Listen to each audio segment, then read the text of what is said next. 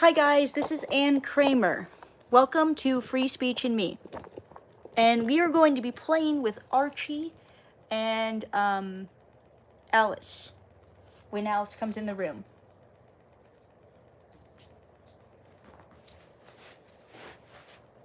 Hi, how are you guys?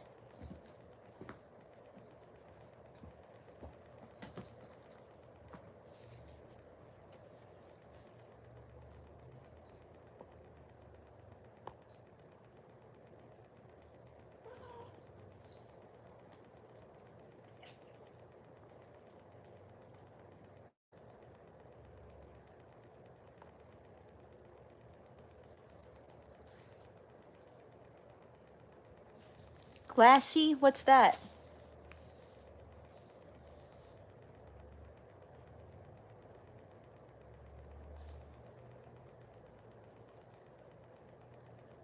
Right.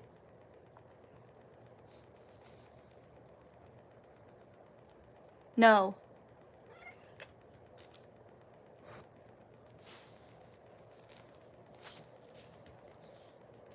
I'm not trans. I'm a female.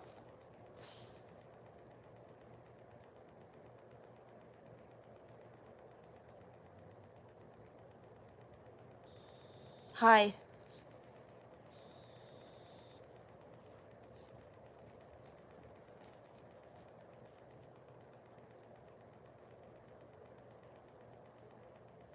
That's not nice to say. It's not a rat, it's a cat. Hi.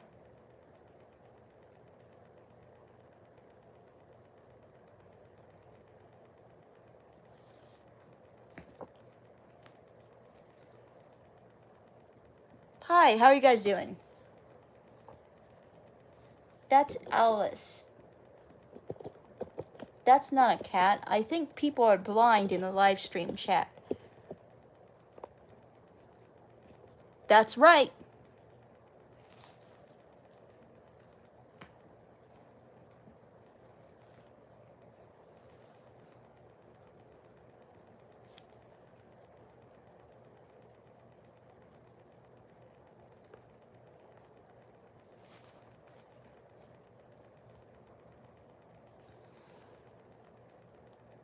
Yeah, I know. Somebody said it was a rat. Hi.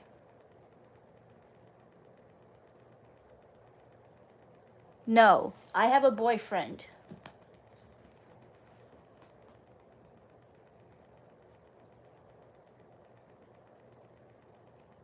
Hi.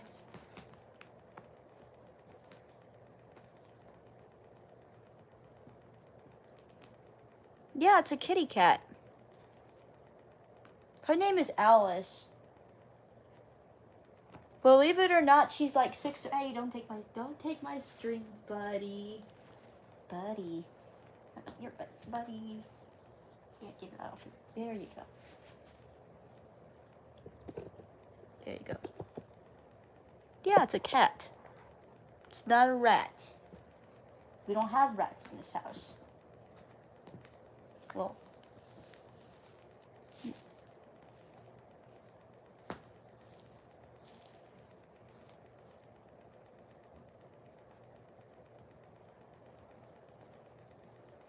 and then that one over there. His name is Archie.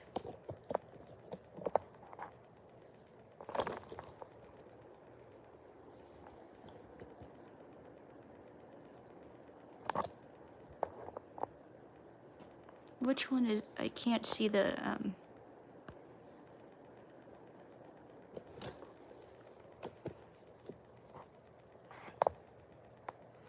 Aw, Socks and... That's so cute! Socks and Pumpkin.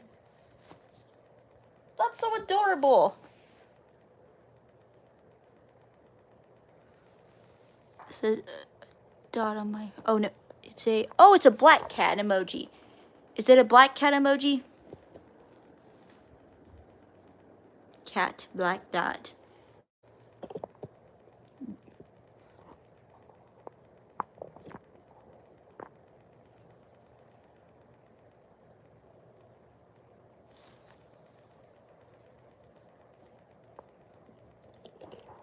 I don't know what that means, but That's okay.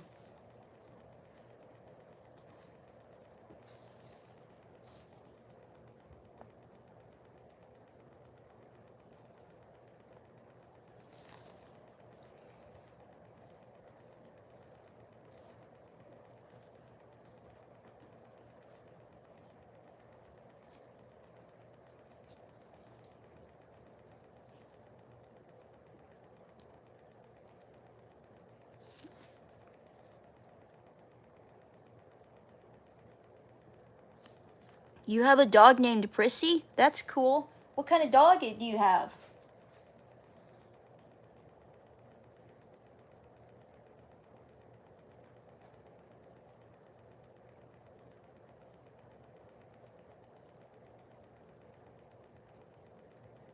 I don't know what that means. Anybody who talks sexual to me will get kicked off the live stream, just so you know. I have a boyfriend, and I'm committed to my relationship with him.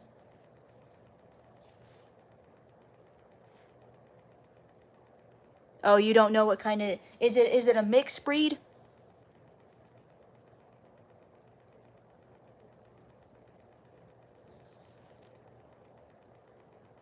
Okay.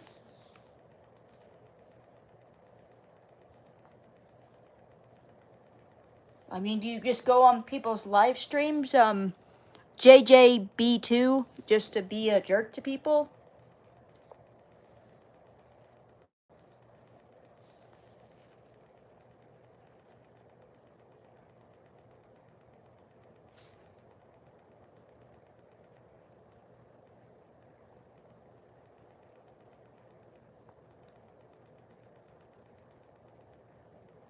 Oh, wait, I'm trying to actually kick.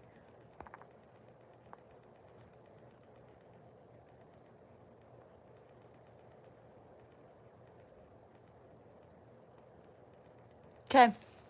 You've been on timeout mode, and now you know why.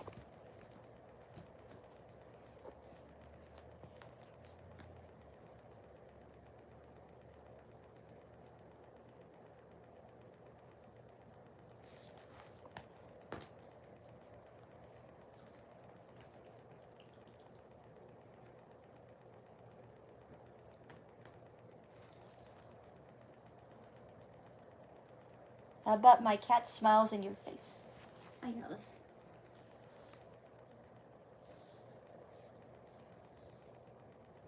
Yeah, cat.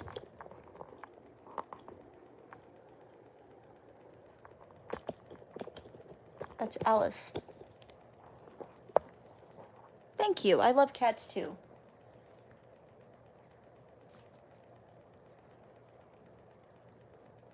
Yeah, I do too.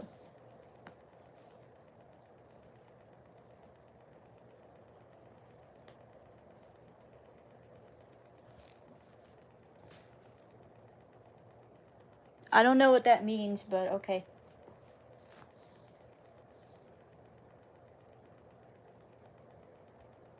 Hi. How you doing?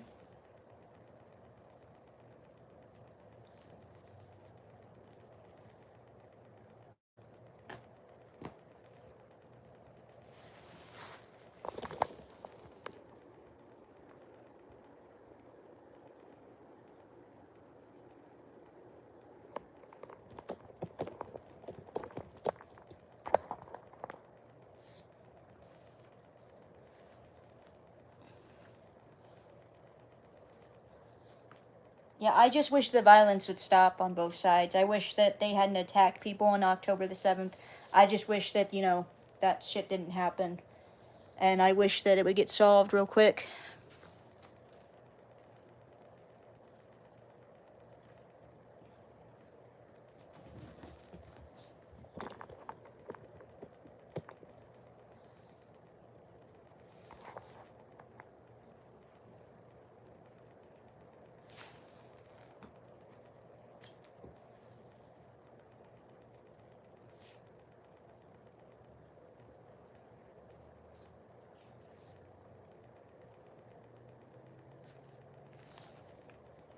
I don't know what you mean by that.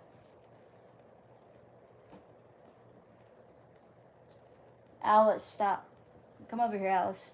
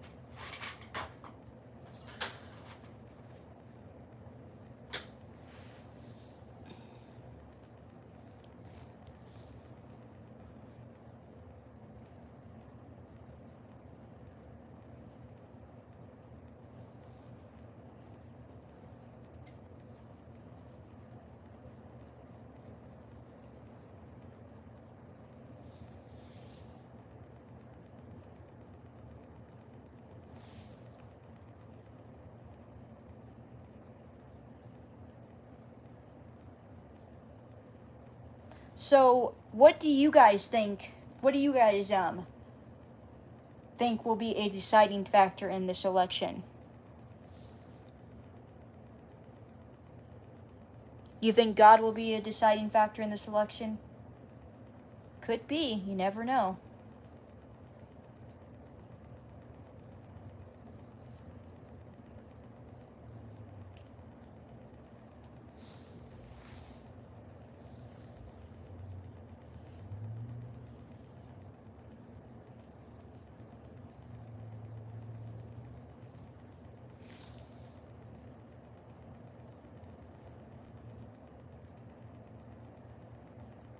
Oh yeah, by the way, the live stream chat goes away after this after the live stream is over. So if you would like to comment underneath it, you can.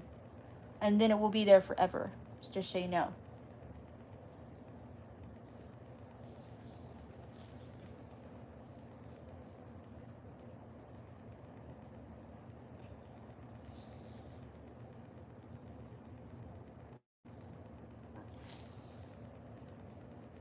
Yeah, I love cats too.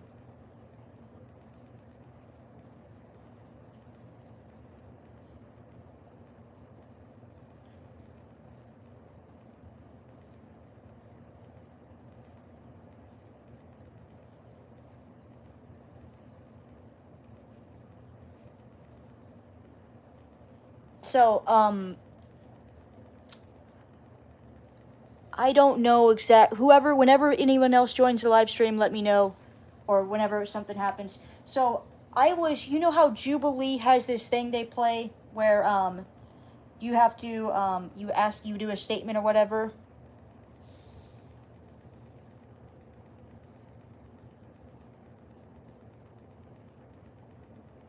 I don't know what that means.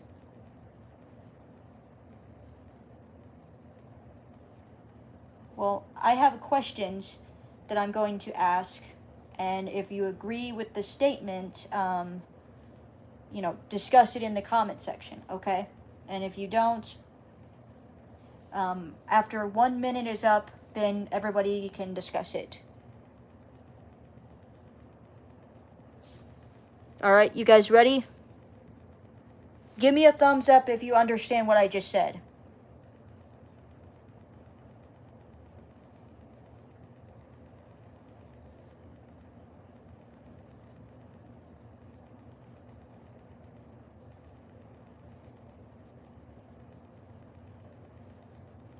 Okay.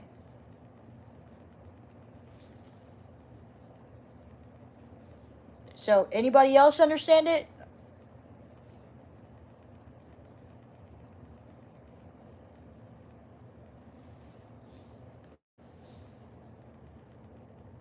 I don't know what that means. But anyway, so my first statement is, and everyone pay attention, okay? Teachers should not be talking about their sexuality, sexual orientation, or personal life in the classroom. If you agree, comment about that. I personally don't think they should. I would have a problem with, I'm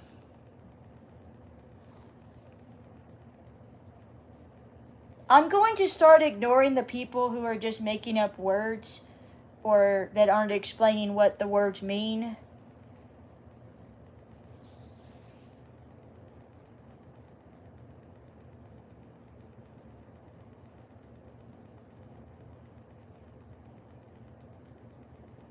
You agree that teachers should not be doing that stuff? Yeah. You see it happen a lot.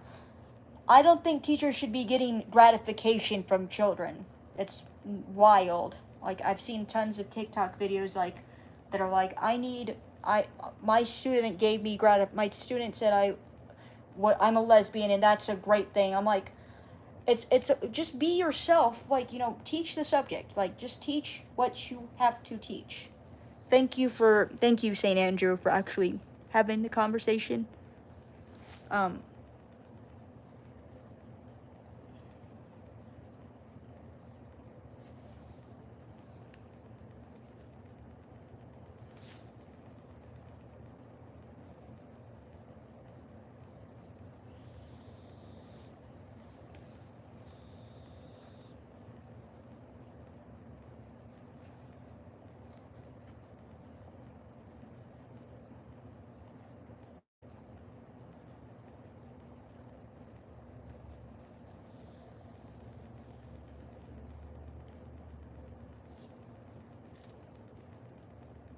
Hi, so we're playing like a cracked version of Jubilee, where if you know what Jubilee is. Well, we are making I don't know what they're talking about. Some of them are making up random words. Hi, how are you? Oh, I'm so sorry. I missed between all the jibber jabber. I'm sorry. I'm playing a Jubilee, like the YouTube channel, like where they answer questions and then people come forward and they talk about it, and the people who disagree, they come in and then basically shit hits the fan essentially. Yeah, that's kind of what I'm trying to do, except for maybe shit won't hit the fan. Hopefully. I mean, the fan is on. That would be really messy. Okay, so I don't know if you were there for the first one, but teachers shouldn't be talking about their sexuality, sexual orientation, and or personal life in the classroom.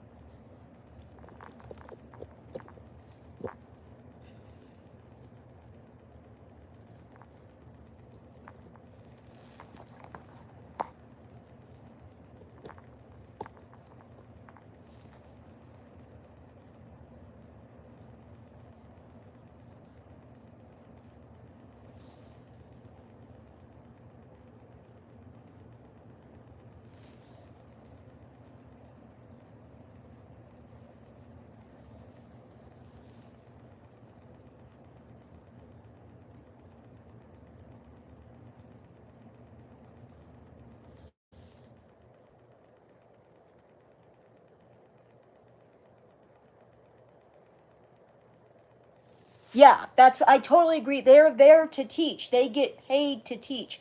Like I'm outing myself. People don't think I look my age.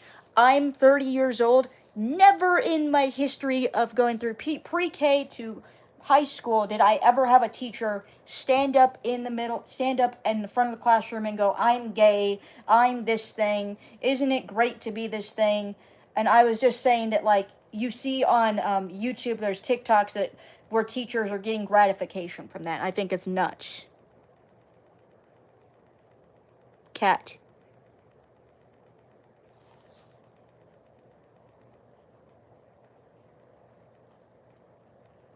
Hey, do you know what she's saying, St. Andrew? I don't speak that language. I don't know that language. I'm sorry for having you be the translator, but I don't know that language.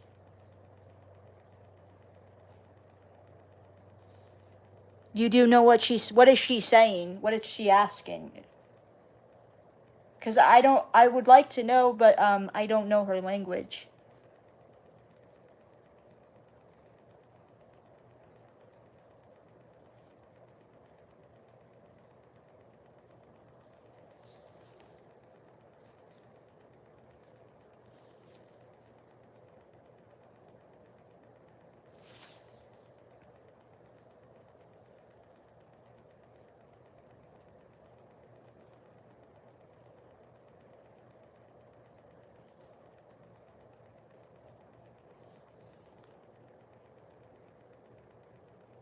Hmm.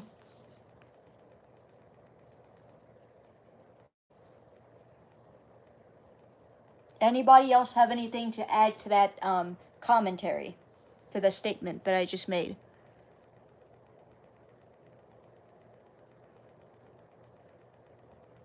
Oh, she's just writing gibberish. Okay.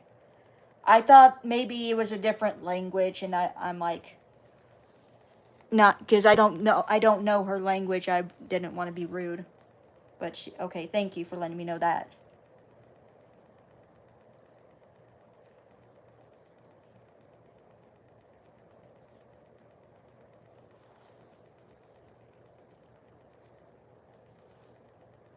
You know, since you really, I'm not gonna do that, but I'm very tempted to, because yeah, never mind.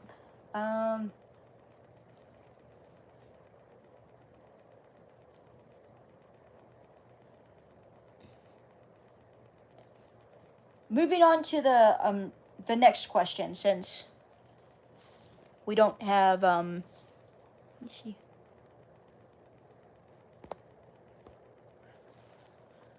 All right, so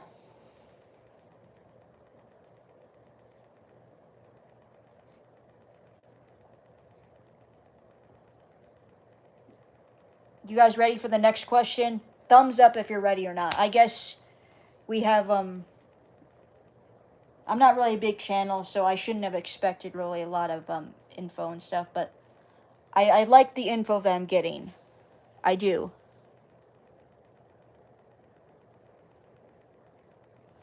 Anyway, so the next one is: the media is responsible for the two assassinations, or the two assassination attempts of Donald Trump, because of their rhetoric.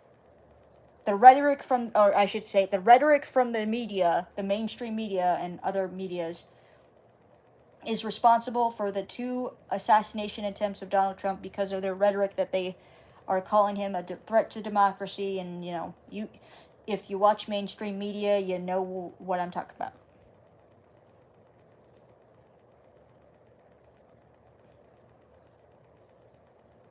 I think that they are somewhat responsible, because if you're going to repeatedly tell people that, like, such and such is a threat to democracy, then, like, you should expect some crazy thing to happen eventually. Like, you should expect somebody who's nuts to, like, freaking come out of the woodworks and try to do some crazy shit.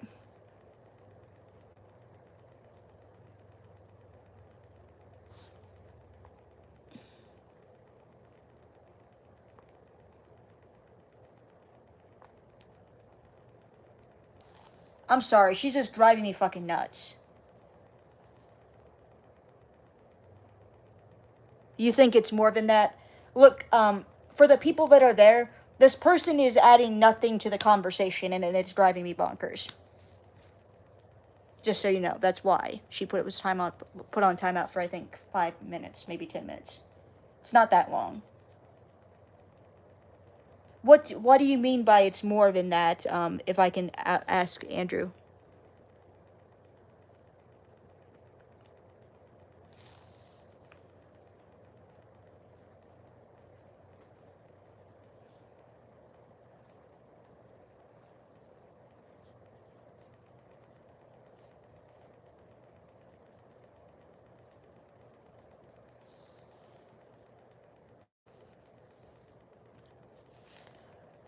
Like, do you mean like it's also like the government also? It's also like, do you mean like the government? Do you mean like in social media? Do you mean like just people's attitudes in general, or people in general?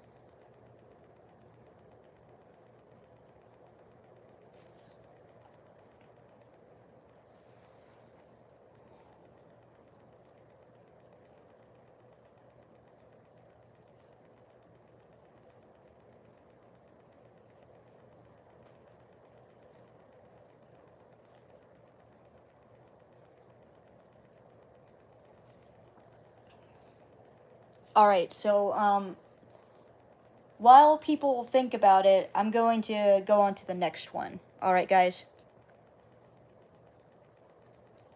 Okay. And then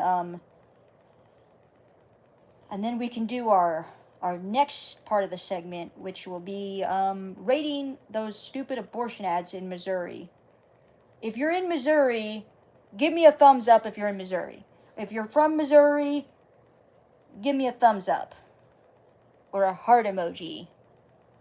But their ads are really stupid, and yeah.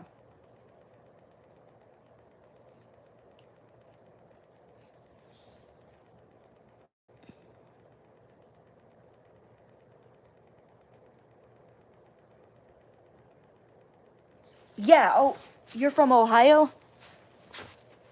Sorry, but I'm pro-life. I understand about rape and incest and stuff like that, but I'm mainly pro-life. So like what's going on with these ads is kind of dumb, because like in Missouri, at least rape and incest is considered, you can get an abortion for those things. And they like to use the ectopic pregnancy as like a reason to as a pregnancy, but it's really a medical procedure because it can kill a woman if she has that. You are pro-life? I'm always afraid to tell people that because, like, I mean, I'm not ashamed of being pro-life, but I do believe in it. I stand beside it, but like, I do think that it encourages a bunch of nut jobs. Trust me on that one. Trust and believe me. I know that there are crazy people out there, and I also think take Destiny. Destiny's a wonderful freaking example. That guy is nuts. Like, he doesn't have any sympathy for anybody who doesn't think like him. It is so insane. Like, he's just like, oh, you don't think like me? Well, you should die. F the firefighter who freaking got shot protecting his family, and F Donald Trump. But, like, I think that I think that this is just getting way out of control. There should be no reason why any side of the political aisle takes up arms. This isn't the freaking Civil War, and anybody who thinks that they want a civil war is dumb and dumber than a box of rocks. I'm just saying, they are stupider than a box of rocks. The winner of the war will be in name only. There will be no country. So, anybody who says that crap is stupid, and they don't listen to them. They're dumb.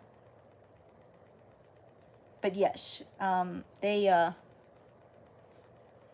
think that the abortion ads that have been playing in Missouri are really stupid, and I just do. I think they're dumb. I think that they always like to use rape and incest. Rape and incest are bad. I'm not telling anybody who says you think it's good to get raped. No, I don't think it's fucking good to be raped. I also don't think that it's good to murder, which is what is happening. And people don't have to agree with me. That's fine. Respectfully disagree with me in the comment section. And also, by the way, I think that, like, in a way, both sides are looking out for somebody. Just one side is looking out for a person that can't speak, which is the pro-life side, and the other side is looking out for somebody who can speak, which is the pro-choice side. There's a major difference in each side, and also one side is based on just feelings and emotion. Like I believe, and I'm going to have to add the stats. I believe that it's 90-something% of the abortions are done because it's a form of birth control and nothing else. It's not because the baby's not viable. It's not because it's of a miscarriage, which, by the way, a miscarriage is considered a medical procedure at that point. Even Planned Parenthood says that. It's a medical procedure to have an abortion at that point. Or it's not even an abortion, it's a medical procedure when you have a miscarriage.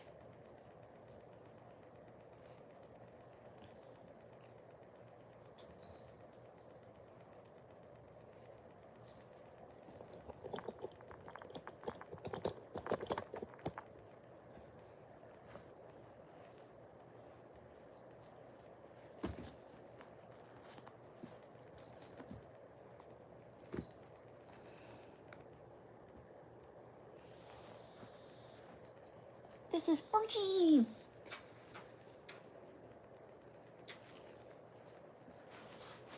He's a good boy.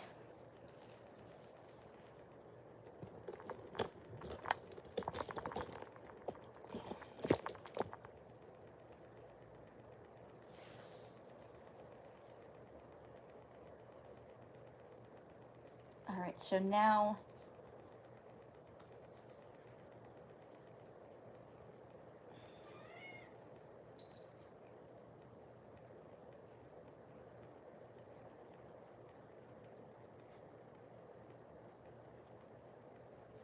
I'm going to go. Okay.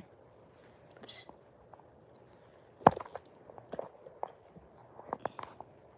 Sorry, I went back to go to the ad thing, so I can go to the ads so we can watch them together.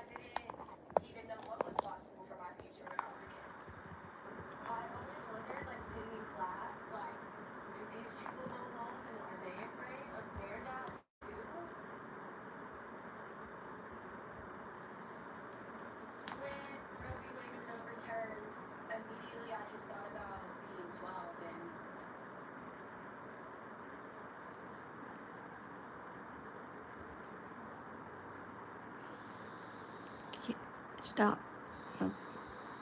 Not you. Hadley's stepfather sexually abused and raped her starting when she was 5 years old. He got her pregnant when she was 12.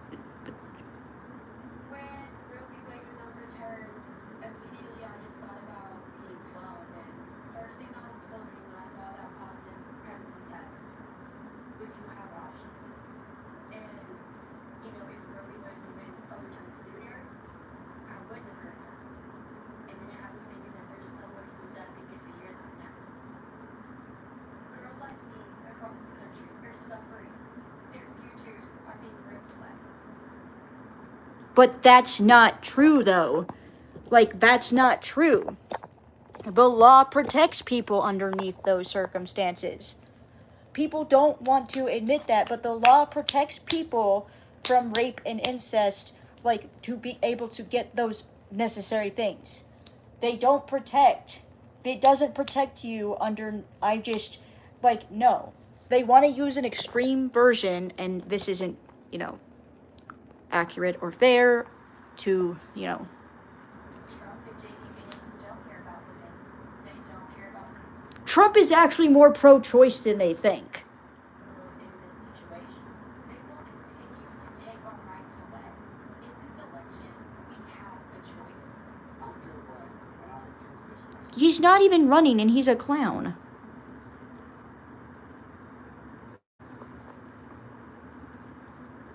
Let me see here.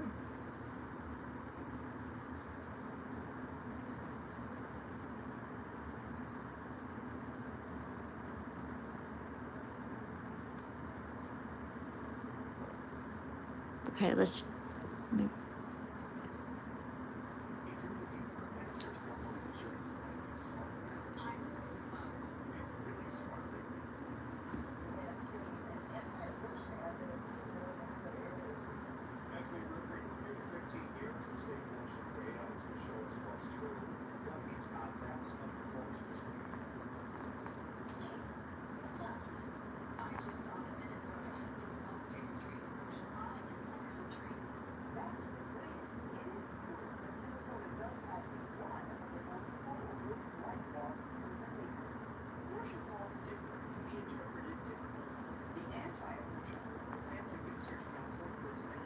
I hope more people are getting it.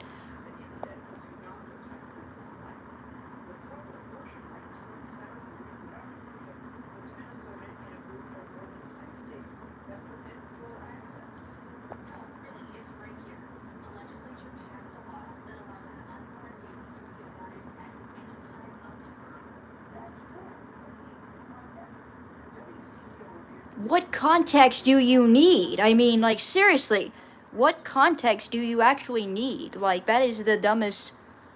I feel like I lost brain cells hearing that it needs context.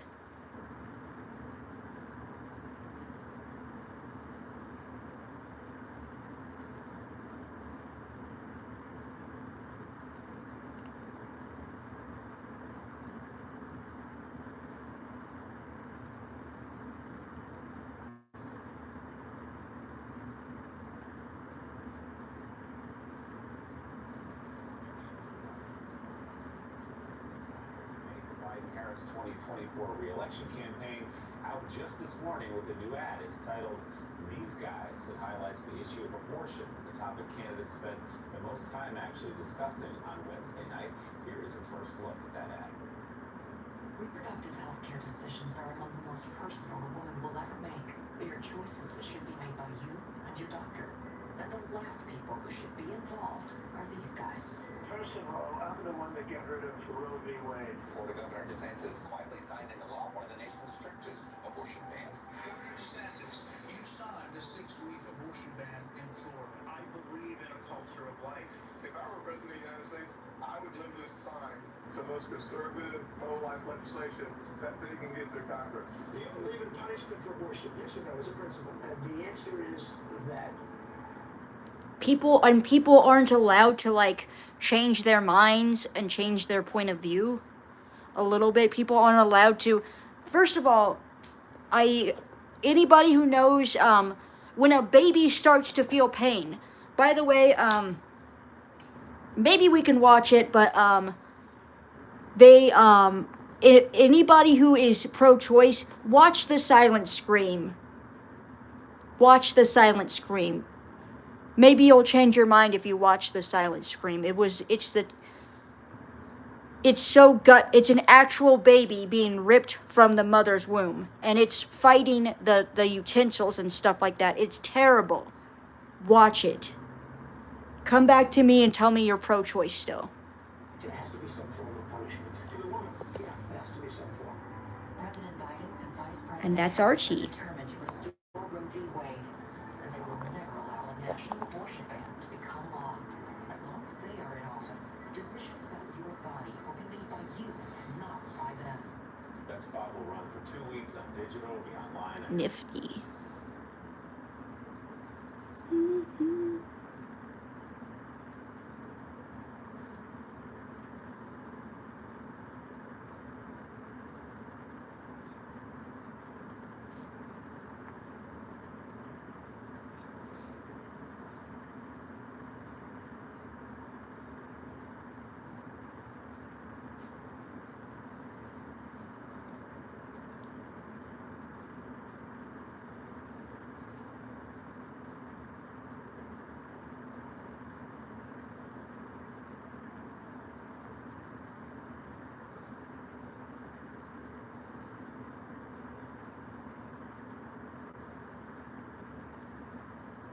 Never seen this one. I just want to say that, we know billions of dollars have been funding these animal experiments, both here domestically and in foreign. You've seen this ad. It's from the Dr. Scott Jensen campaign for governor, and it's getting a lot of traction on social media right now. Jensen tells voters directly he won't challenge the state's constitutional abortion right. Our political reporter, John Croman, joins us in studio with what this all means before the November. Okay, this happened a long time ago. I still want to see it, but it changes nothing. Republican Scott Jensen holds his new granddaughter and looks to remind voters that abortion rights in Minnesota are protected by the state Supreme Court's 1995 Doe versus Gomez decision. In Minnesota, it's a protected constitutional right, and no governor can change that. But Scott Jensen said he would ban abortion. It comes at a time that the Alliance for a Better Minnesota is hitting the airwaves with ads branding Jensen as too extreme on abortion based on a March interview with NPR's Mike Mulcahy. If you were governor, would you try to impose new restrictions on abortion, or would you try to ban it outright? I would try to ban abortion. I just think that the broader, more reasonable exception is the mother's life. In June, Jensen told us saving the mother's life could include cases of rape and incest if it's causing a mental health crisis. But he sees that as theoretical since abortion's still legal here. Would the doctor be the one that gives the green light?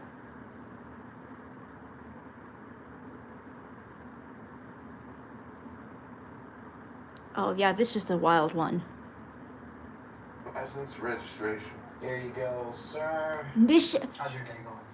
I shit you not, people. They're literally thinking people are going to be arrested. Yeah, some people are just evil. How can you hold your freaking granddaughter and be like, God, or like, you know, like, yeah, some people are just evil. But this, like, ad is just so, like, insane.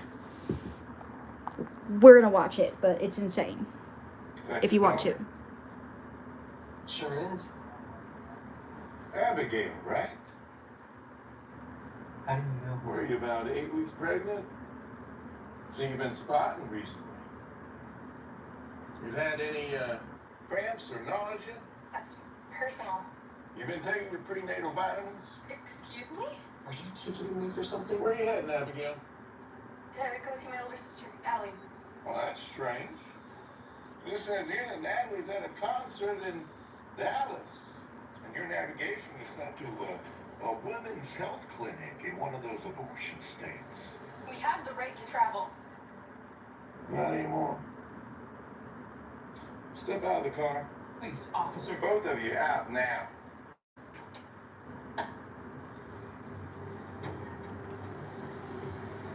You, sir, are under arrest for crossing state lines to obtain an abortion for a minor under your care. And you, young lady, well, you're under arrest for evading motherhood.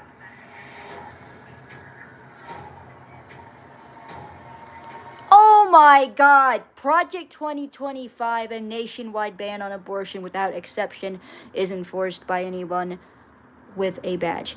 That shit would never happen! Oh my God, people are so dumb. People are gosh. Oh my gosh, people are so dumb.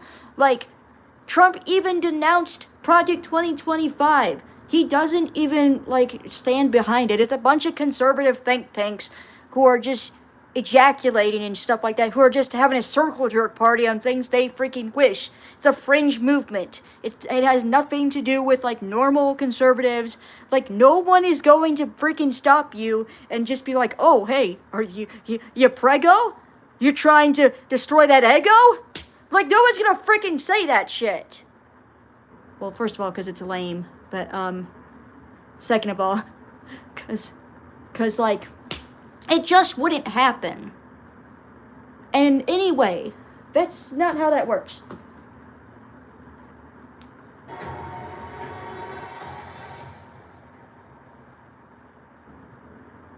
Of course, it's the Lincoln Project.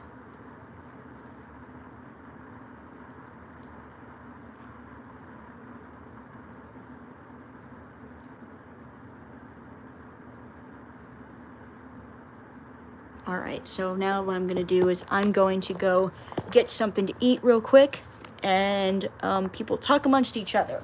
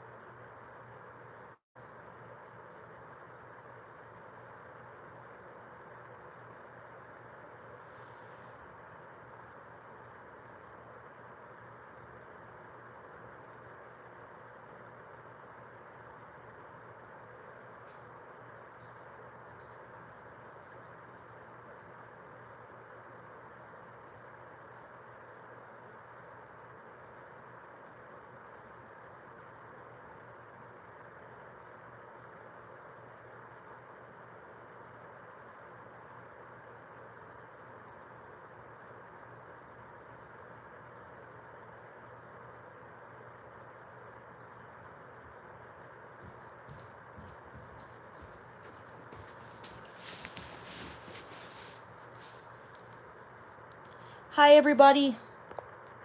Oops. Oops. I didn't even have it on the right setting. Sorry, guys.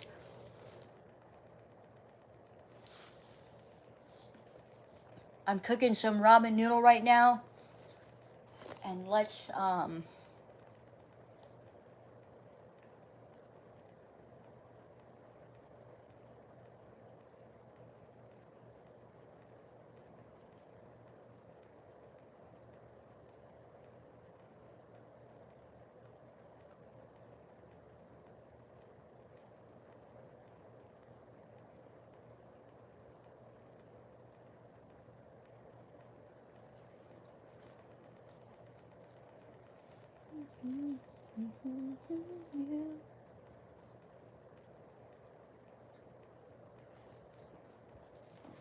there we go. There's Archie.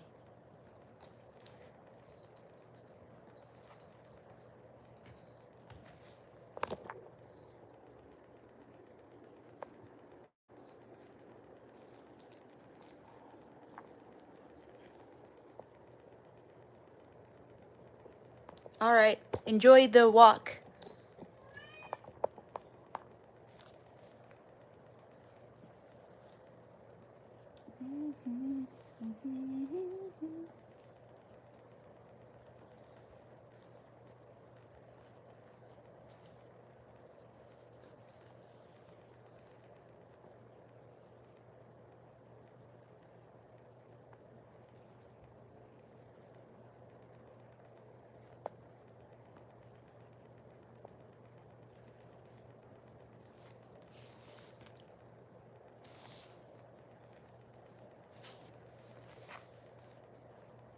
Alright, back.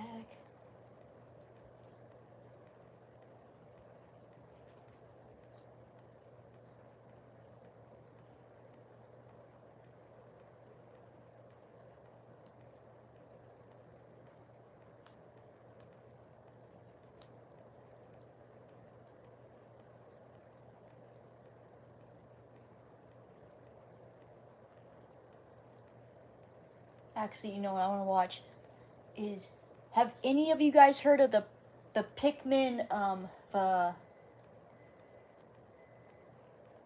Pikmin murders, the murder things on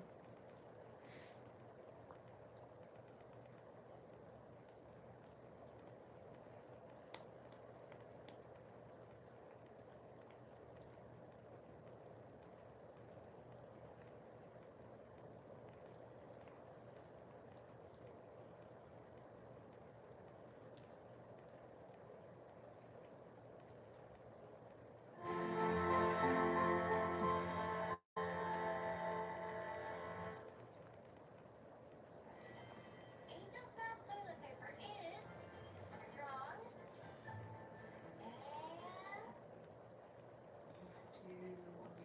to have children. and is that something that she said to you? She said it to me. Anyway, so this is from Crime Weekly, by the way. Just so you guys know, I'm not ripping them off, and I will be commentating on this. I don't want people to moving parts and all the moving people in this case that somebody took the initiative to make that diagram, which is going to show on your screen right now and should hopefully help you piece things together and not have to spend a lot of time trying to figure out who we're talking about. But as I go through this video as well, if I see somebody's name, I will sort of try to remind you of how they're connected and who they're related to. Exactly. Yeah, let's get right into it. I'm ready. So Hannah Mae Roden and Jake Wagner began dating in August of 2010 when Hannah was just 13 years old. Now, reportedly, Jake had asked Hannah's father, Chris Roden Sr., for permission to date his very young daughter, and Chris Sr. had given it. But whenever Hannah spent time with Jake, Chris Sr. would send along a chaperone, usually Chris Roden Jr., to make sure that everything was on the up and up. So once again, Hannah and Chris Jr. are the children of Chris Sr., so Hannah and Chris Jr. are brother and sister. Chris Sr. was their father. At that time, Jake was living with his parents and his brother, George, on Bethel Hill Road, but they would relocate to 260 Peterson Road a few years later. And around this time, Hannah became pregnant She moved in with the Wagners, and Jake then asked her father, Chris Roden Sr., for Hannah's hand in marriage.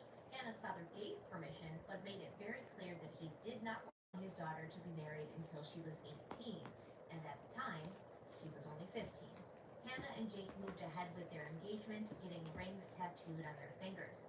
Now, after Hannah was murdered, Jake told the police that even though they'd split up, he and Hannah still had a good relationship, and there were no issues. They were co-parenting their daughter Sophia, and See, that's why you don't get tattoos, especially like that.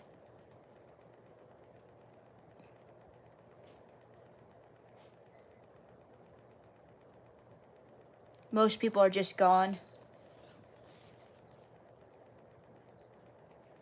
Yeah. Cat. That is a cat.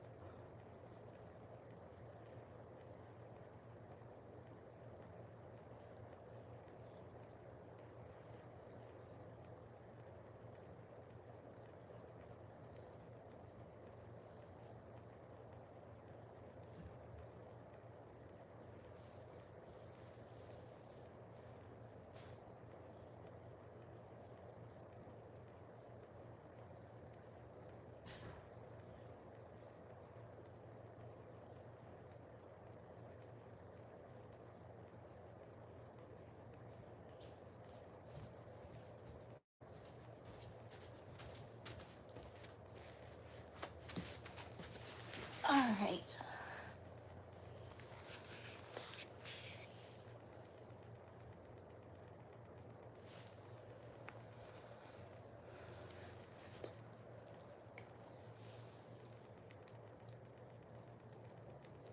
Most people are just gone. Yeah, probably. Anyway, back to the show. And everything seemed to be copacetic. But law enforcement would soon have access to Hannah's cell phone, which showed them that things had not been okay between herself and Jake. In fact, they hadn't been okay for quite a while. When Hannah was still pregnant with her daughter Sophia, she and Jake were arguing about custody of the child. Jake made it very clear that he was not there to compromise. On November 4th, 2013, Jake texted Hannah saying, quote, "I done told you she is living with me. Now you can live with us or not, that's your choice." End quote. So at this time, Hannah is still pregnant with Sophia. This child hasn't even been born yet, and Jake is already exerting his will and his power and his control over what's going to happen with this child that is currently inside his fiancée, Hannah. And he's telling Hannah, this is not going to be, right? No matter what happens with us, our daughter's going to be with me. And you have a choice. You can be with us. If you don't want to be with me, you're not going to be with her. Which is, textbook controlling abusive behavior. So Hannah informed Jake that if he tried to take her child away from her, it would be the worst mistake he ever made. To which Jake replied, quote, "Hannah, I'm telling you right now, make a choice and make it now. If you do this, it's over, and I'll take Sophie. And if I have to, by force. I love you with all my heart. If you love me and Sophie, you will make the right choice. And I want you to live with me and Sophie. That don't mean we have to stay at my house all the time, but she will be wherever I am." End quote. Hannah did end up living with Jake and the Wagners for a time after Sophia was born, and in the same household lived Jake's brother George and George's wife Tabitha, who he had married in 2012.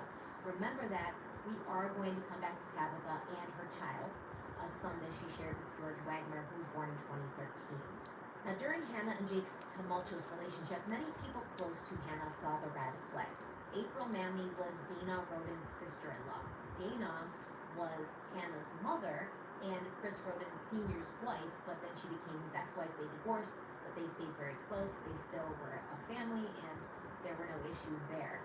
So April would have been Dana's sister, making her Hannah's aunt. And April was married to Dana Rodin's brother, James Manley, who we talked about briefly last episode. So April had known Hannah since Hannah had been born, and they were very close. April loved Hannah very much. April did not like Jake, however, and she didn't like the way he treated Hannah. Jake Wagner was the one who knew Hannah.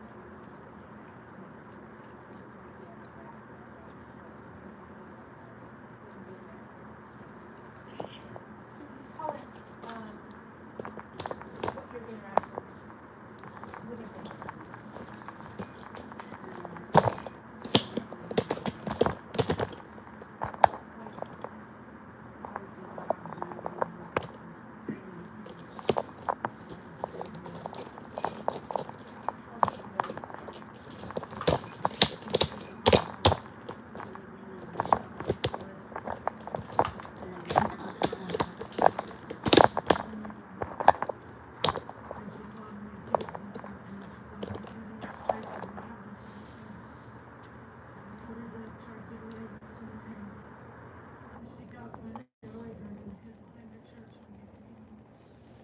What's that?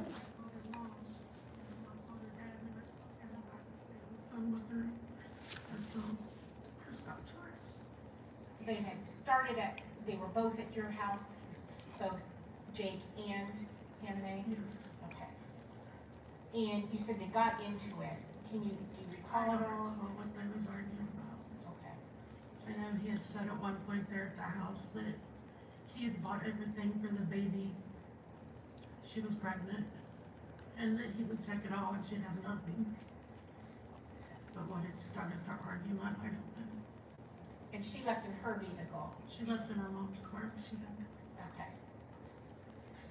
You said this was when she just started driving and she was pregnant? Yes. Okay. Did he ever communicate to you that you were nosy and needed to stay in your place, or? He told me. Okay. Was there any other observations you had of Jake Wagner that caused you not to like him? He is this, he was very controlling over Hannah. Like, we wasn't allowed to take Sophia trick or treating, even though it was Hannah's week. And after Hannah had Sophia, Hannah was always a chunky little monkey. And she had got down so tiny because he would tell her that she was fat and tell her not to eat. Did Hannah ever tell you that she was scared Yes. of Jake? Yes. And did she indicate that she was afraid of Jake and his family? Yes. Well, Jake sounds like a great guy. Yeah, I mean, I was jotting notes while April was talking there. I have experience with these kinds of men, and I mean, without even going into the, emotional and physical abuse that we will discuss. It's wild. Controlling somebody to. It's wild. The Wagners murdered 8 people. It's wild. They do an amazing job. They go into deep dives and stuff like that. They do such a good job at explaining.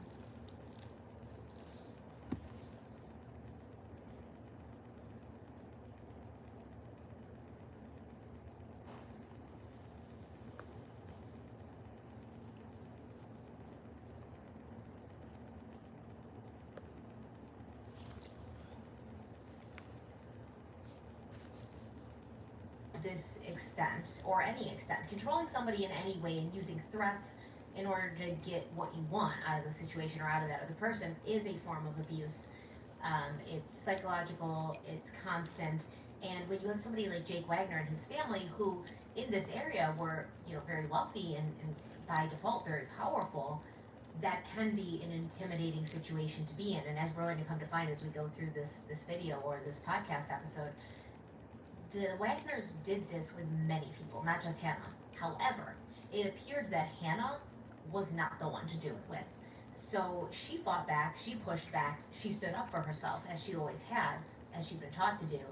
And it is really no wonder that she ended up in the position she ended up in, where all of these other women that were entered into the Wagner family made it out alive, because in many cases they caved in, or they allowed themselves to be bullied and pressured and controlled because they were so afraid. But Hannah said, absolutely not today. And I do believe at the end of the day, this is what got her killed, because she had the audacity to stand up and say, you do not control me, and you don't tell me what I do with myself or my child. And because the Wagners desperately wanted to both control Hannah and have access, unfettered access to her child, this was a roadblock they couldn't let stand. And that's why specifically this prosecutor, who I will say, not the best prosecutor in the world, going through this B-roll footage was incredibly difficult, because this woman says every other word, and since that is very obnoxious to me, and I assume it would be obnoxious to most people who listen to it, I had to do a lot of cutting and splicing, which is why you'll see a lot of cuts. I'm not cutting out anything important, I'm cutting out the hundreds and hundreds of that she threw in. It was very hard. I watched so much of this trial, and it was just very hard to get through, because she's doing the majority of the questioning. But you hear her say, did Hannah ever tell you that she was afraid of Jake and his family? And April Manley says, yes. And that's very important, because it's not just Hannah against one person. It's Hannah against a whole army of people who have money and time at their disposal to basically direct all of their resources towards ruining her and doing whatever they can to get what they need from her and dispose of her afterwards. Yeah, it's a tough situation. And as you said, they got money, they got power, they have the respect of the community, and they're probably accustomed to getting what they want, whether that's watching or just listening. They see this young woman. Who does she think she is? She's going to push back? She's not going to do what we tell her to do? Is she crazy? Doesn't she know who we are? Doesn't exactly. Everyone else is scared of us. Why isn't she? Yep. Why isn't she? How dare she, buck what the system and what we have going here, and she's going to regret this. That's kind of how it looks at it. And it's funny because, it's not funny, but after the first episode, it's hard now not to know where this obviously is going into it. I didn't. But when you had mentioned that little kernel about the one daughter not being there, that's the first thing you go to, like, okay, that's, either really lucky or there's something there. That's a clue. That's a piece of evidence. And now we're getting the context behind it, right? And it's creating a more clearer picture. And it's so funny because this trial was very unique compared to others that I've watched. And I watched lots of trials. I enjoy it. I enjoy watching trials. But there was so many times, and each time you go through, you know, it's like trial day 1, trial day 2. Each one of these days is broken down, and it's like 7-8 hour just chunks of testimony. And I've never seen hour after hour completely blacked out. So is anybody still here is anybody still here?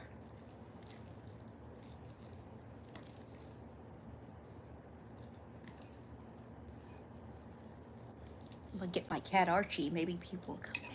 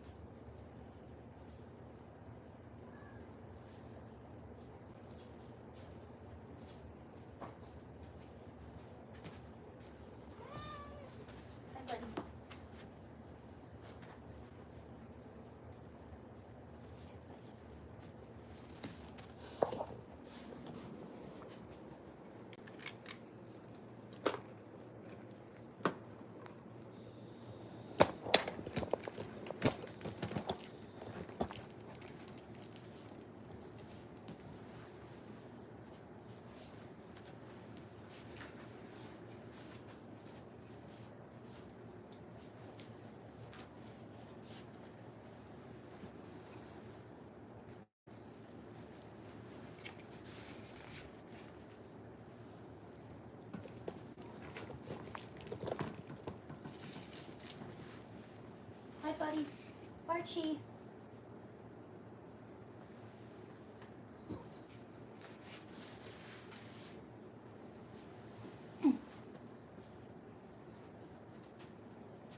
You know why hour after hour of this testimony is completely blacked out? Because people were so terrified of the Wagners that they didn't want to give their testimony publicly. They wanted to give it anonymously.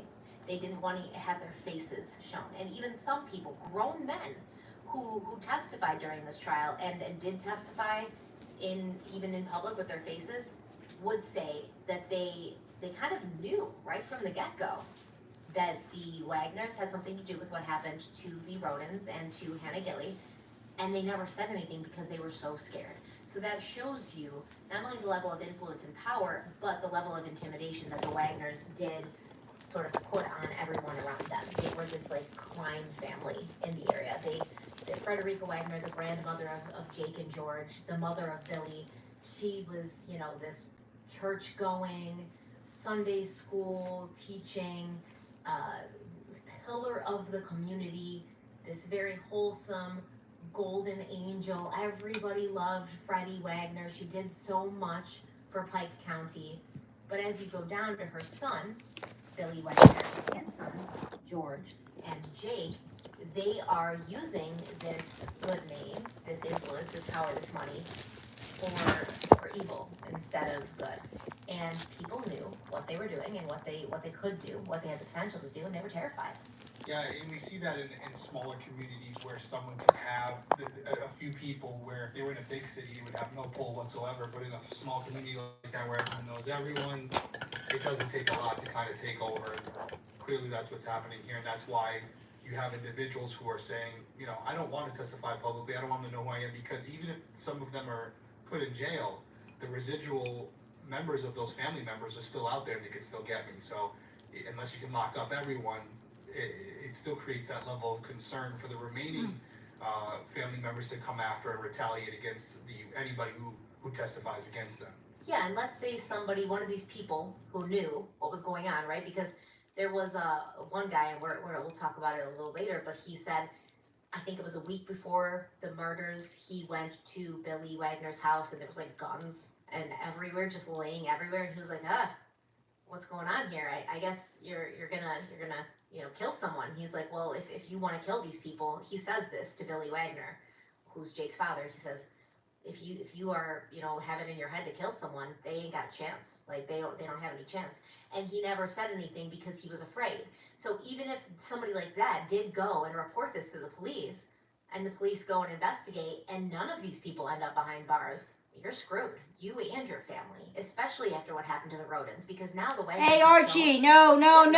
Taking out not 1, not 2, not 3, but 8 people, simply for being related to the one person that they wanted to target. Well, let's take our first break. We'll be right back. Have you ever tried to break a bad habit and felt like you're climbing Everest in flip-flops? Yeah, we've been there. But here's a breath of fresh air. Fume. It's not about giving up, it's about switching it up.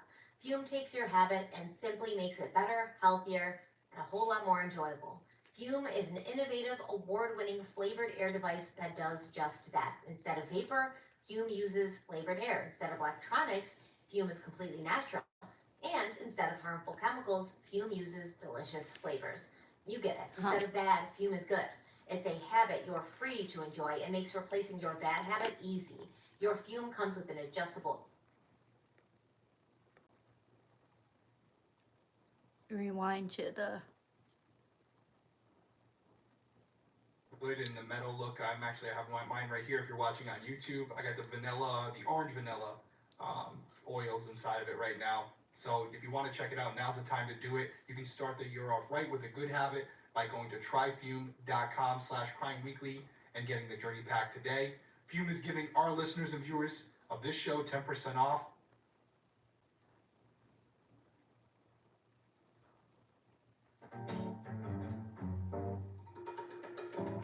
So as a reminder, Kenneth Roden is the cousin of Chris Roden Sr., and he was one of the victims of the massacre. He was the last person to be killed. He was alone in his trailer, and he was the one found with just one bullet into his eye and dollar bills basically scattered around him and on top of his body. Well, his daughter, Kendra, she would also testify about her dislike of Jake Wagner, and it started pretty early on when Hannah was just 14. Yes, I told Hannah I did not like Jake. And can you tell us what led you to say that?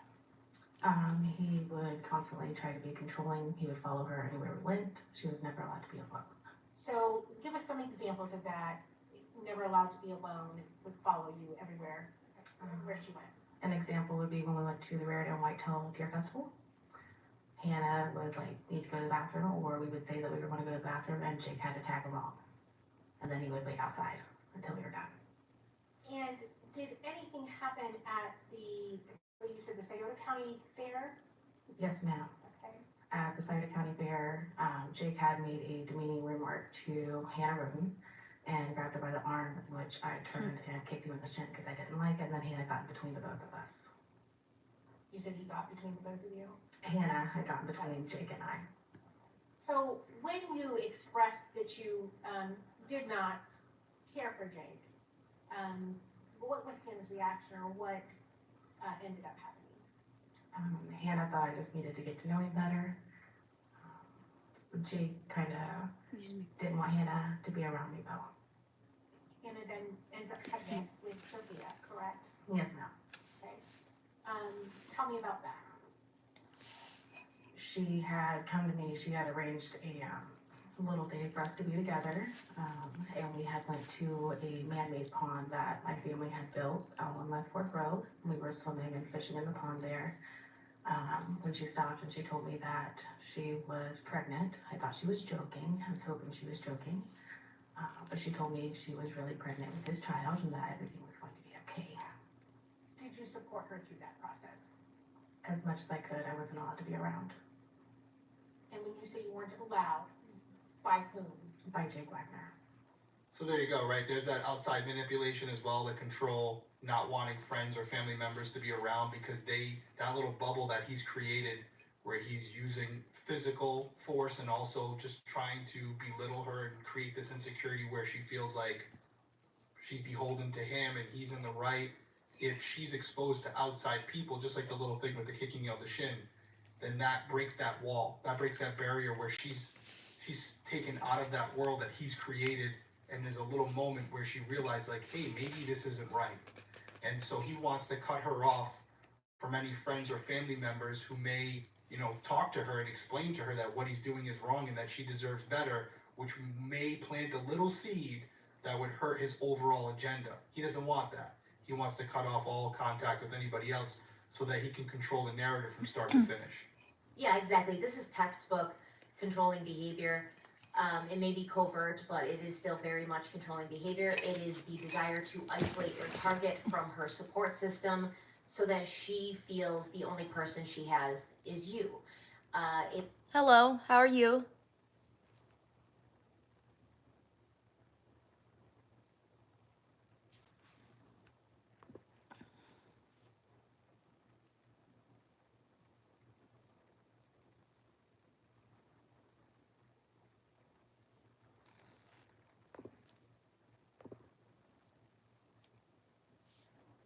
That's good.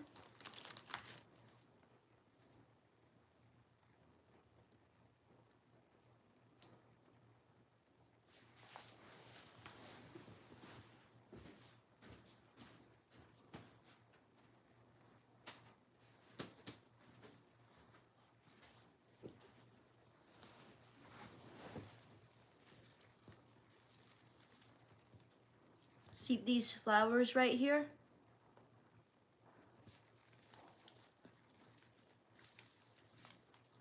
They're really pretty. My boyfriend gave them to me. He's a nice guy.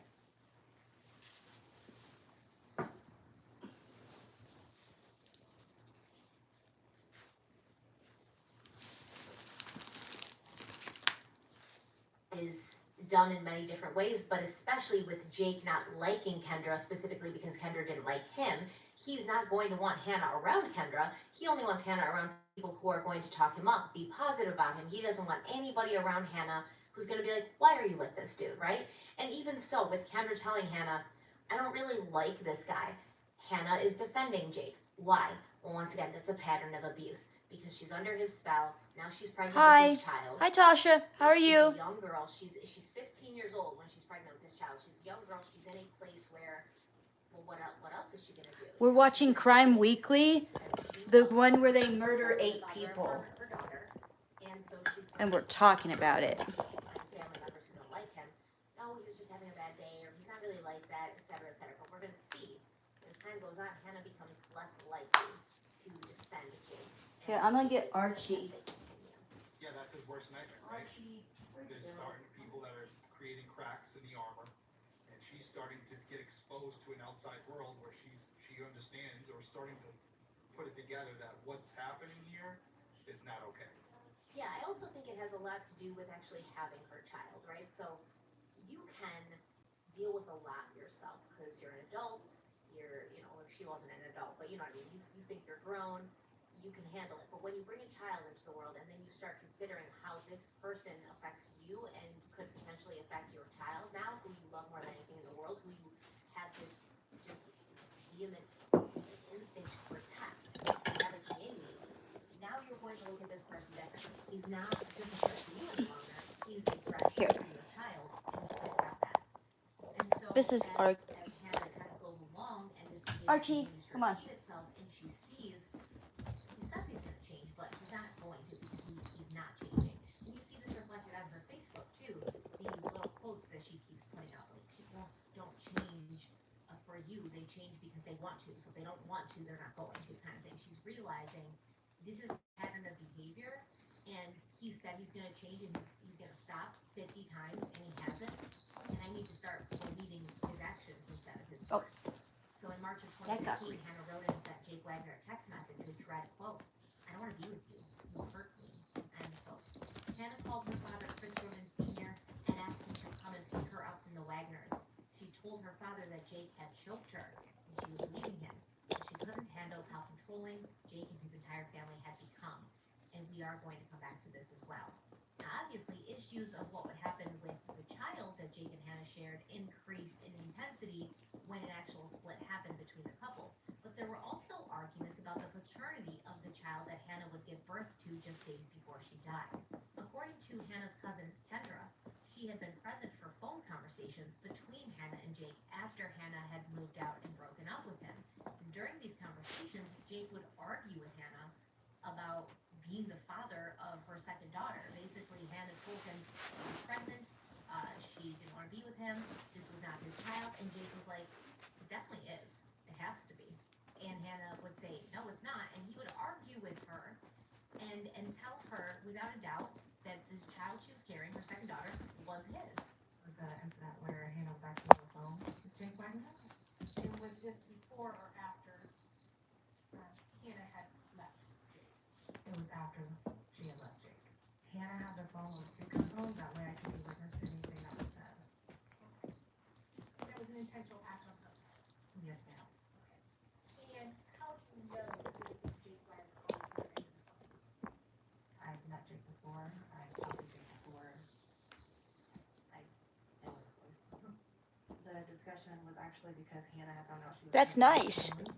So you live on the beach? That's pretty cool. Jake had believed that Kylie was his, and we were trying to point out to him that she absolutely was not his, and that he couldn't be a part of her life. So both you and Hannah were telling him that this child is not his. Yes, ma'am. This child is not his. Yes, ma'am. And was there ever a time when you overheard the conversation in a similar manner, regarding if Hannah would be able Archie's always ready for fall. Yes, ma'am. Jake Wagner had told Hannah that if she wanted to continue to be Sophia's Oh. mother, then they had Do you to live be near a together, lake? and she had to stay with him. If she left him, then she was going to be Sophia too. So once again, control comes in the ways of threats. If you leave me, you're leaving your daughter. If you leave me, I'll make sure that you don't have custody of her. It's a way to control people. It's a way to keep them where you want them, even though you know they don't want to be with you. You don't care what they want. You just care what you want, and you don't care how you get it. If you have to use threatening tactics, if you have to be violent, if you have Look to be at him. aggressive, it doesn't Look matter. at him. As long as you Look at him, guys. and it's, once again, abusive behavior. Hannah also played Kendra recordings of Jake admitting to hitting and choking her. Overall, it wasn't just Jake who was a menace to Hannah's life and her ability to parent her child, it was the entire Wagner family. And they didn't exert their toxic nature only on Hannah. It seemed that any new woman who entered the Wagner family would be subjected to the most bizarre and abusive control tactics I have ever seen. And enter Tabitha Plater, ex-wife of Jake's brother, George Wagner. Tabitha met George because her mother worked for his grandmother, Frederica Wagner, for over a decade. Tabitha and George became boyfriend and girlfriend when she was 12 and he was 15, but he broke up with her a year later. However, 6 years later, Hannah Roden found Tabitha on Facebook and reunited the couple. Hannah told Tabitha that she was Jake's girlfriend and she wanted Tabitha and George to get back together, and so they became a couple again during Tabitha's senior year of high school. A year later in 2012, just a few months after Tabitha graduated, she and George tied the knot. Tabitha had already been living with the Wagners for a while. Her mother didn't care since she knew the family so well. While Tabitha was in the Wagner Oh, it's a home, river. also moved in. And at that time, the people occupying the house were George and Tabitha and Jake and his Are you going to school to, are you going to college? living there full time. He mainly stayed with her mother, Frederica, at her place because Billy's father was elderly, he was sick, and Billy was helping Frederica take care of his father. But also there were rumors that Billy Wagner and his wife Angela were having some marital issues. So he wasn't always in the household. 8 months later, Tabitha was pregnant with a son that she would give birth to on July 17th, 2013, and that's when shit got weird. Tabitha mentioned that Hannah would sometimes leave the house and stay with her mother Dana, but Tabitha did not receive the same freedom. She did not have a vehicle, and she was not only not allowed to see her family or have her family over to the Wagners, but after her child was born, Tabitha's mother was not allowed to be at the hospital and didn't even see the baby for over a year. According to Tabitha, this was because Angela Wagner did not approve of Tabitha's family. She thought they were bad news. So what it seems happened is somebody in Tabitha's family had sexually molested her when she was a child. And Tabitha, when she got married to George, as couples do, she shared this with him. She shared this information with him, thinking that it was safe to be vulnerable with her husband. And George then shared this information with his mother, Angela, and Angela said, well, I think your family are a bunch No, of I'm losers Gen X. and Those they can't be days are trusted, long and behind me. therefore I don't want them Was here. in the I army in don't the want late to try 80s. with Well, them, thank you for your and I don't service. really even want you affiliating with them either. And so therefore Tabitha basically was cut off from her entire family. Now, was it because Tabitha had been abused when she was a child? Probably not, because we're going to see this is a pattern with the Wagner family. It doesn't really matter who, you know, who it is. They just don't want That's my dad's external generation. influences affecting anybody, especially the children, especially the children who had Wagner DNA, right? Right. No, absolutely. It's obviously one, the apple doesn't fall far from the tree, but also it's passed down from generation to generation. So it's just a vicious circle of Wagner men, following what they've seen before them and understanding that it's about control and manipulation and, like you just said, cutting off all external elements that could impede whatever they're trying to accomplish, which in this case is having ultimate control over mostly the women in their life. I'm sure it applied to some men as well, but The women and mostly children, I would say, yeah. women and children, correct. And so it's one of these situations where Look how cute his eyes are. family members now, and it's just this lineage that just over and over, this is what they know, and then on top of that, seeing how people respond to them from the community. This is artsy. Continue this practice. Yeah, and I mean, it comes down to being a thing of where these men, the Wagner men, and then the matriarch, right, Angela, they looked at these women and these children as possessions. Mainly, they looked at the children as possessions, and the women were just He's out, my buddy. to bring these children into the world. And Angela Wagner was actually described as being this very, like, 1950s kind of housewife mom. Like, she kept her house spotless, always cleaning, always baking, always cooking. Very, I guess, maternal, very invested and interested in the lives of her family members. She homeschooled her kids. She wanted her grandkids homeschooled. Once again, I will say, and I have nothing against homeschooling, I completely approve of it, but in this case, once again, this is a method of control to keep the children away from the external forces in the world. The only education they're going to get is going to come from the family. The only morals and values that they're going to learn is going to be from the family. The only world You weren't here when I showed you these. This is something, these are flowers that my boyfriend gave me. sort of pure in their They're very beautiful. I love But, them. I'm going to talk more about Angela Wagner and the way that she ruled her household with an iron fist. But let's take our next break and we'll be right back.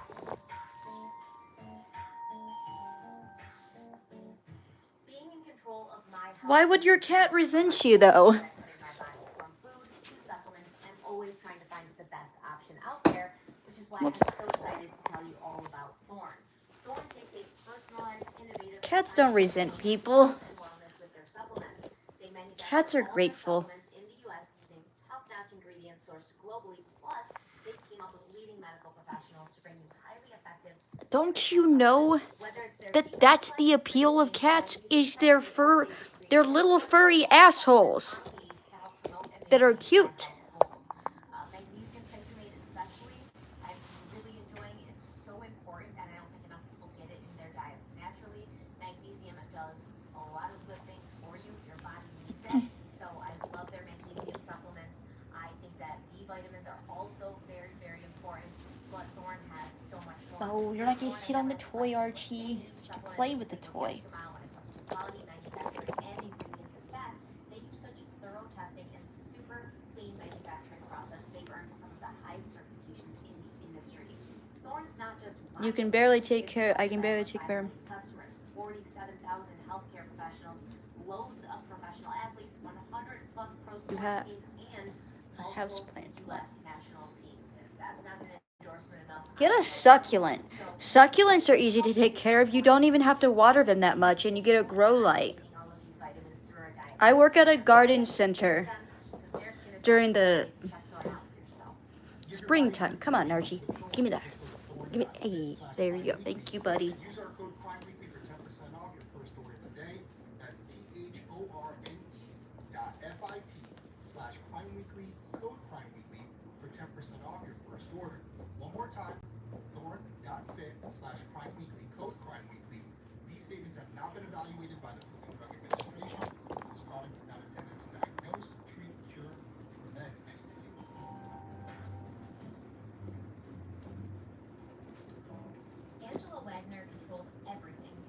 old. You could get a stuffed cat. Wolvine was born. It was Angela who was in the hospital room with arms outstretched, ready to hold her new grandson. Angela set the rules for everything. I mean everything, including the intimate affairs of those who resided under her roof. It was Angela's house, so did George go along with it? It's Angela's house, Angela's rule. That applied to anything other than just one family company. And basically, talking about that. And all that be done when she wanted them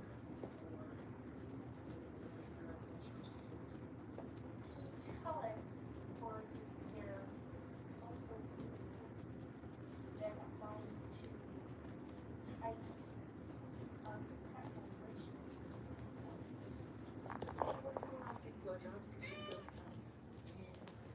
That's Archie meowing. And is that something that she said to you? She said it to me when you were together. Where would you be with the conversation with the person? Usually the kitchen table. Or in the bedroom. Who's bedroom? George's. Stay in George's bedroom. Hers was on for 2 weeks.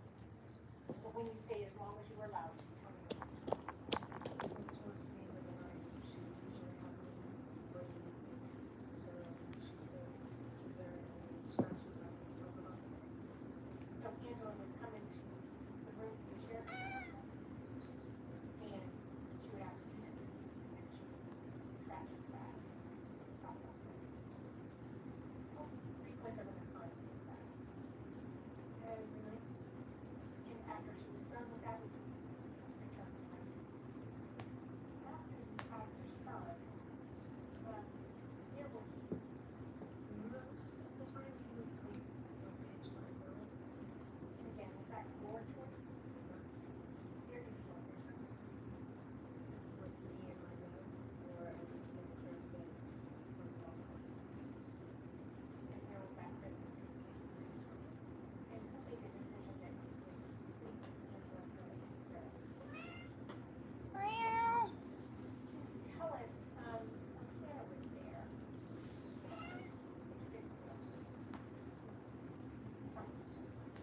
We both were basically Can you tell us if you were ever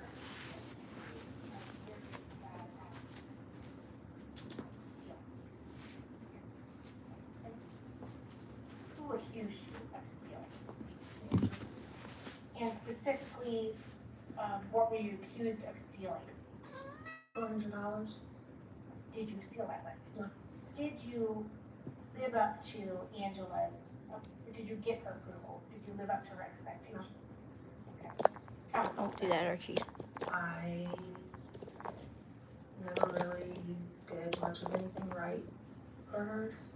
And how did you know that? She would tell me. So I just mentioned the Wagner man, but apparently applies to the Wagner woman as well, huh? Could you imagine being married to a man and his mother comes into your bedroom at night and she's like, get the hell out of here, I gotta rub my son's back and talk about the day with him. He's a grown-ass man. Yeah.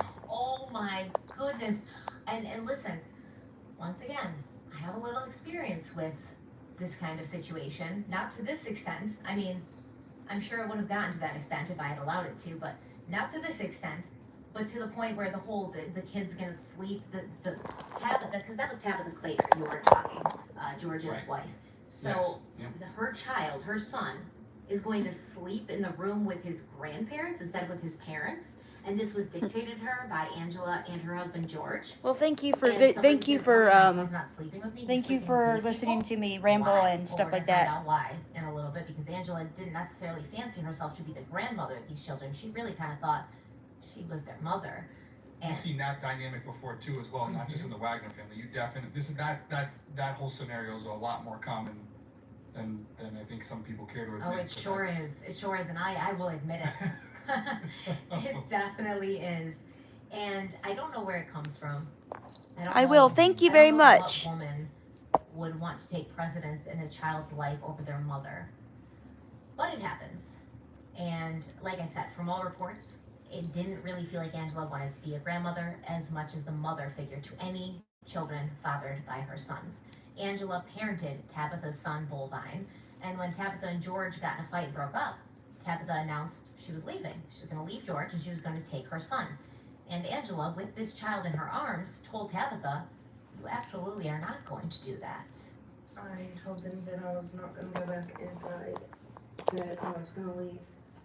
And so Angela threw a board at me and then told George that she's going to go inside and get a gun. When you say she threw a board at you, what kind of a board? A 2x4? Both Angela and George were outside with you at that point? Yes. Okay. And then Angela said she's gonna go get a gun? Yes. At any point outside, did George have physical contact with you? Before the argument got really worse, we were outside. And we were arguing, and he told me I needed to stop screaming or he was gonna smack me. And so I screamed louder and so he smacked me. And where did he smack you? In the face. So tries to control her with threats. She doesn't comply, so it's escalated to physical force to gain compliance. Pretty standard when it comes to domestic abusers. 100%. And Tabitha obviously left the house without her child that night. She was scared because Angela was like, "I'm gonna go get my gun." So Tabitha was running from Angela and her gun. And the story's crazy because it was kind of like getting dark and it was nighttime. And Tabitha ran and she hid in the yard on the property of the Wagners because the Wagners were looking for her. Like, they were like hunting for her after she ran away. So she hid on the property for a little while. I think she said she hid under like a truck or something. And then when she thought they weren't looking, she grabbed a bicycle and rode to a nearby gas station to call her mother and have her mother come pick her up. But the Wagners did see her, and thinking she was going to the police, they followed her to the gas station to prevent her from calling the police. And after that, George Wagner filed a restraining order on Tabitha, alleging domestic abuse on her part. And this is also very common, what we'll see, because George would end up telling people close to him, like, "Oh, well, whoever calls the police first wins, so that's why I'm going to do it." Even though there was not any abuse on Tabitha's part towards George, he wanted to basically set the narrative before she had a chance to. And that's exactly what he did. He accused her of domestic violence. And because of this threat of legal action, and because she was being pressured by the Wagners, Tabitha would end up being railroaded in a custody battle. She went to court without a lawyer, while George had, a highly well-paid lawyer, and Tabitha ended up basically signing custody documents that essentially gave her no rights over her own child. George got full custody, and Tabitha was only allowed a visitation when the Wagners said so, and any visits would be supervised by them. The Wagner family initially did tell Tabitha that this was only temporary. They said, once you get your own place, get a job, get on your feet, we will revisit this custody arrangement. But when Tabitha did all of these things, the Wagners still did not budge from the way that custody was set. And obviously that makes sense because they had no intention of ever relinquishing any control. They just used this as a stall tactic. Just like George used calling the police and accusing Tabitha of domestic violence as a tactic to frame the narrative in whatever way he wanted. Obviously, this was not something, he wasn't afraid of Tabitha. He didn't think Tabitha could hurt him. He genuinely, didn't think that she would do anything to him, but it's a way to use the law to his benefit, and it ended up working. By the way, something else that I saw a lot as a police officer, and the system's designed to try and prevent this, but once it gets to the judicial level, it gets to the courts, it is kind of like a race to who gets there first. I will say on the law enforcement level, and we've talked about this before, when we as police officers respond 95% of the time, you're going to get there and the woman is going to say he hit me, and then the man's going to say no, she hit me first. And that's why we as police officers in most cases have to listen to both sides, but observe what we're seeing as far as physical injuries, but also take into consideration size, you know, all these different Well, factors that would come guys, into I've any been on for physical maybe an altercation, hour or and something we, like that. before leaving, I'm in gonna most go. cases, I will forced live to stream determine tomorrow. primary aggressor. All right. They are really Have a shying good one. away unless it's really obvious.